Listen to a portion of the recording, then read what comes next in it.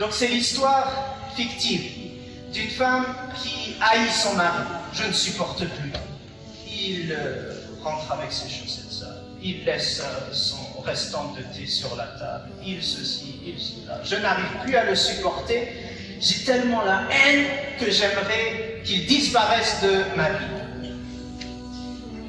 On lui conseille d'aller voir une personne qui, comme mafiosi, là, qui sait comment se débarrasser des gens de manière discrète. Genre, au noir, là, le marché noir et les gens qui sont dans des malfrats, etc. Va voir cette dame. Elle va la voir, elle expose la situation. Je haïs mon mari, je veux qu'il disparaisse de mon existence.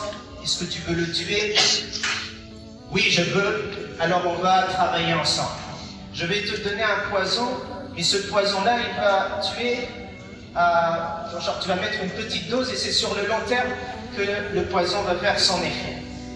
Et là la dame dit, mais ce sera moi le premier suspect. Oui, justement, pour éviter qu'on te suspecte et qu'il y ait des poursuites judiciaires, il va falloir que tu agisses de la meilleure des manières avec ton mari durant cette période. Pendant qu'on le tue à petit feu, toi il va falloir être sa princesse. Accueille-le quand il arrive à la maison, ne le laisse pas ouvrir la porte tout seul et rentrer tout seul. Va toi lui ouvrir la porte. Lorsqu'il est avec toi, donne-lui la priorité, même sur ton téléphone. Même sur ton téléphone. Oui, même sur ton téléphone. Sache donner la priorité à ton époux. Communique. Sois encore une fois sa princesse. Une semaine, 2 semaines passent et elle revient, la même dame. Elle revient en pleurant. Qu'est-ce que tu as? Je ne veux pas que mon mari me quitte. Donne-moi l'antidote. Qu'est-ce qui s'est passé? Elle dit, mon mari a changé du tout au tout. C'est un autre homme. Et là, la dame de lui dire, ne t'inquiète pas, ce poison-là, c'était du placebo, ce n'était rien, c'était juste une épice inoffensive.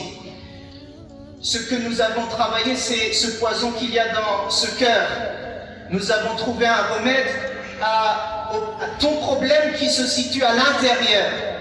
C'est toi, ma chère sœur, qui, au lieu de te plaindre de ton mari, devait faire le premier pas. C'est toi qui aurais dû redoubler d'efforts. Avant de te plaindre d'autrui, remets-toi en question. Et lorsque tu agis dans la bienfaisance, tu récolteras ce que tu as semé.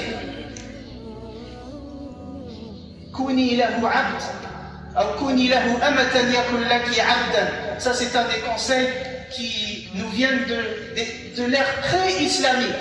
Une femme qui s'assoit avec sa fille jeune mariée et elle lui donne une série de conseils. À un moment donné, elle lui dit, sois pour lui cette, entre parenthèses, esclave, dans le sens, tu es à son service autant que faire se peut. Qu'est-ce que tu trouveras en retour? Que lui aussi il est ton esclave ou à ton service autant que faire se peut. Kuni lahu ama. Fais le premier pas, sois à son service comme il aime, tu le trouveras en retour. Ça, c'est le premier conseil. S'en remettre à Allah subhanahu wa ta'ala, innama ashku bathi wa huzni ila Allah, savoir que derrière l'épreuve, il y a quantité de réconfort. Asa wa asa an takrahu shay'an wa huwa khayrun lakum. Il se peut que tu aies en aversion une chose alors que il y a à l'intérieur plein de bonnes choses, mais il faut aller le chercher. Il y a une aversion, donc toi il faut traverser cela, il faut redoubler d'efforts et tu trouveras, Inch'Allah, plein de bonheur.